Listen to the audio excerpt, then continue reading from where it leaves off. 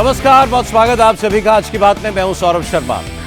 आज दिल्ली ब्लास्ट को लेकर कई बड़े खुलासे हुए हैं। जांच में पता चला कि दहशतगर्दों की प्लानिंग 6 दिसंबर को देश के कई हिस्सों में एक साथ ब्लास्ट करने की थी। व्हाइट कॉलर टेरर मॉड्यूल सिर्फ कार ब्लास्ट नहीं, ड्रोन अटैक्स और रॉकेट्स के जरिए हमले करने के भी मंसूबे पाल रहा था।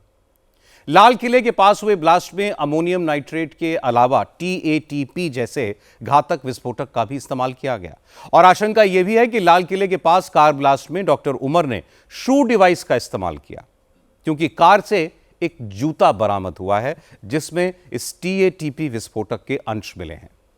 NIA ने इस मामले में डॉक्टर उमर के एक सहयोगी जसीर बिलाल को गिरफ्तार किया है, जिसे आज कोर्ट ने NIA की 10 दिन की कस्टडी में भेज दिया। यह जसीर बम बनाने में एक्सपर्ट है। उसने इस टेरर ग्रुप की बम बनाने और विस्फोटक का इंतजाम करने में मदद की। जसीर ने पूछताछ में कबूल किया कि उमर उसे भी फिदाइन के तौर पर इस्तेमाल करना चाहता था, लेकिन वो आत्मघाती हमले के लिए तैयार नहीं हुआ और इसके बाद डॉक्टर उमर ने खुद ही सुसाइड अटैक किया। आज उमर का एक वीडियो भी सामने आ गया जिसमें उसने अपने जिहादी इरादे जाहिर किए। दिल्ली ब्लास्ट की जांच में अब सारी कड़ियां एक के बाद एक जुड़ रही हैं। इस व्हाइट टेरर मॉड्यूल में शामिल एक एक दहशतगर्द को क्या रोल दिया गया था, किसकी क्या भूमिका थी, यह मैं आपको बताऊंगा आज की बात में।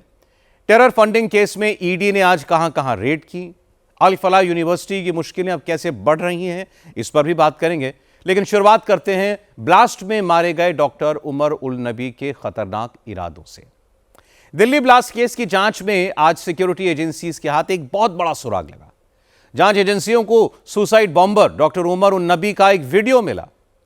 करीब 70 सेकंड का यह वीडियो इस बात का पक्का सबूत है कि दिल्ली में ब्लास्ट भले ही हड़बड़ी में किया गया, लेकिन इस तरह के ब्लास्ट की प्लानिंग लंबे वक्त से चल रही थी। डॉक्टर उमर और उसके साथी फिदाइन हमले की तैयारी कर रहे थे। गैंग में शामिल नौजवानों को सुसाइड बॉम्बर बनाने के लिए तैयार करने की फिराक में थे। इस वीडियो में डॉक्टर उमर इसी सिलसिले में बात करता दिखता है। वो फिदाइन अटैक को इस्लाम से जोड़कर इसे जायज बताने की कोशिश कर रहा है। और नोट करने वाली बात यह है कि उमर ने इस वीडियो में अपनी बात अंग्रेजी में कही।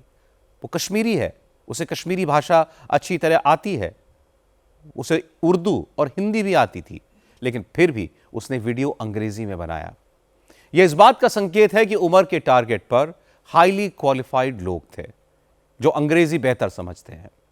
इस वीडियो में उमर उन नबी यह समझाने की कोशिश कर रहा है कि फिदाइन अटैक या फिर सुसाइड बॉम्बिंग को लेकर कुछ लोगों के मन में गलत फहमियां हैं।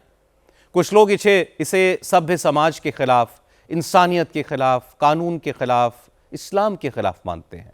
और इसके बाद इस दहशतगर्द ने इस सुसाइड अटैक को कैसे इस्लाम से जोड़ा, आप देखिए। One of the very misunderstood concept is concept of what has been labeled as suicide bombing. It is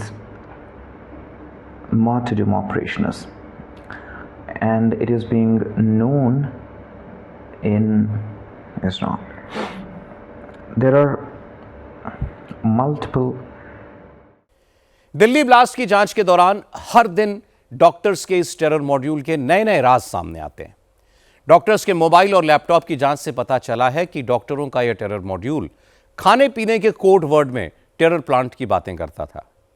इस केस में गिरफ्तार डॉक्टर शाहीन सैयद अपने हैंडलर्स से जिन कोडेड मैसेजेस में बात करती थी, उसमें दावत और बिरयानी जैसे वर्ड्स थे। बिरयानी का मतलब एक्सप्लोजिव्स, विस्फोटक। दावत का मतलब हमले का दिन। सुरक्षा एजेंसियों के मुताबिक चैट्स में जब संदेश आता था कि बिरयानी तैयार है, दावत के लिए तैयार रहो, व्हाइट कॉलर टेरर ग्रुप में हर मेंबर का रोल बड़ी क्लियरली डिफाइंड था। जैसे पिछले महीने जैश के पोस्टर लगवाने के इल्जाम में पकड़े गए शोपियां के मौलवी इरफान अहमद की जिम्मेदारी मस्जिद में आने वाले नौजवानों का ब्रेन वॉश करना, उनको टेरर मॉड्यूल में शामिल करना था। इस ग्रुप में डॉक्टर्स को मौलवी इरफान ने ही जोड़ा था। हैरान करने वाली बात यह है कि इस व्हाइट कॉलर टेरर मॉड्यूल में शामिल ज्यादातर डॉक्टर्स फरीदाबाद की अल फलाह यूनिवर्सिटी से जुड़े हुए थे। दहशतगर्दों ने अल फलाह मेडिकल कॉलेज को अपनी शैतानी साजिश का अड्डा बनाया, लेकिन अब अल फलाह यूनिवर्सिटी भी जांच के घेरे में है। आज एनफोर्समेंट डायरेक्टरेट ने 4 राज्यों में अल फलाह ग्रुप से जुड़े करीब 25 ठिकानों पर छापेमारी की। इस बीच एक और हैरान करने वाली खबर आई। दिल्ली ब्लास्ट केस के नाम पर अब ठगी भी शुरू हो गई है। साइबर ठग लोगों को फोन करके कहते हैं कि उनके फोन और बैंक अकाउंट का इस्तेमाल दिल्ली ब्लास्ट में शामिल आतंकवादियों ने किया। इसके बाद लोगों को गिरफ्तारी का डर दिखाया जाता है और फिर डिजिटली अरेस्ट करने का वारंट दिया जाता है। जो लोग इसके झांसे में आ जाते हैं उनका अकाउंट खाली कर दिया जाता है।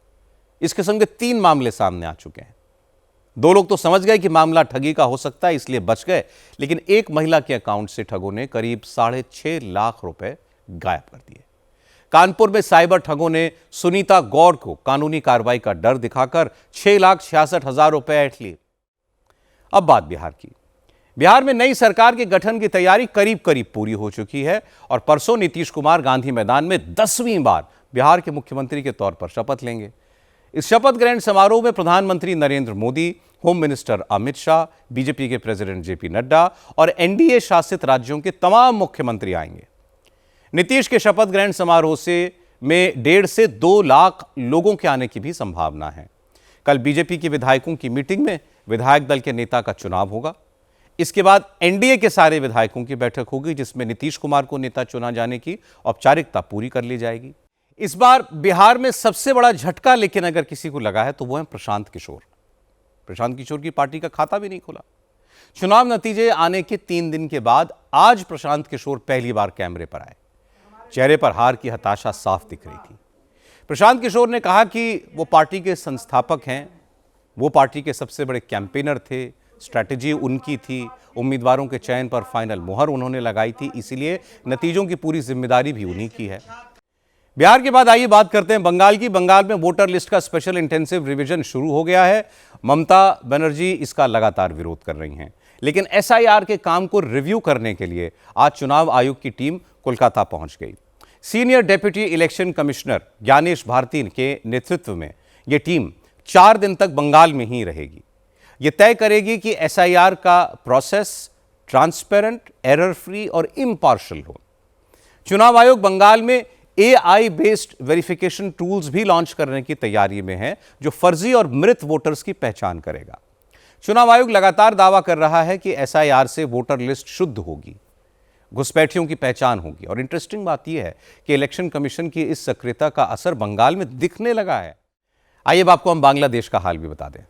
बांग्लादेश एक बार फिर जल रहा है।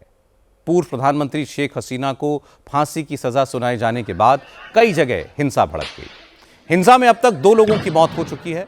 नक्सलियों के खिलाफ ऑपरेशन ऑल आउट में आज सिक्योरिटी फोर्सेस को एक और बहुत बड़ी कामयाबी मिली। 1 करोड़ के इनामी नक्सली कमांडर माडवी हिडमा को मार गिराया गया। आज सुबह आंध्र प्रदेश के मरेडबिल्ली में जंगलों में हुए एनकाउंटर में हिडमा, उसकी पत्नी राजे समेत 6 नक्सली मारे गए। हिडमा के पास से 2 AK-47 राइफल, 1 रिवॉल्वर, 1 पिस्तौल समेत बड़ी मात्रा में एम्यूनिशन बरामद किया गया है। आज सूरत से एक हैरान करने वाली खबर आई। सूरत में पुलिस और फूड सेफ्टी डिपार्टमेंट ने 9 किलो से ज्यादा मिलावटी पनीर बरामद किया। 900 किलो। सूरत की मशहूर सुरभि डेयरी की 2 यूनिट से 900 किलो नकली पनीर जब्त करने के लिए जांच के लिए लैब में भेजा गया। अमेरिका से गैंगस्टर लॉरेंस बिश्नोई के भाई अनमोल बिश्नोई को भारत प्रत्यर्पित कर दिया गया है। एनआईए की टीम अनमोल बिश्नोई को लेकर निकल चुकी है। अनमोल बिश्नोई कल भारत पहुंच जाएगा। अनमोल पर सिद्धू मूसेवाला और बाबा सिद्दीकी की हत्या के साथ साथ सुपरस्टार सलमान खान के घर के बाहर फायरिंग का भी आरोप है।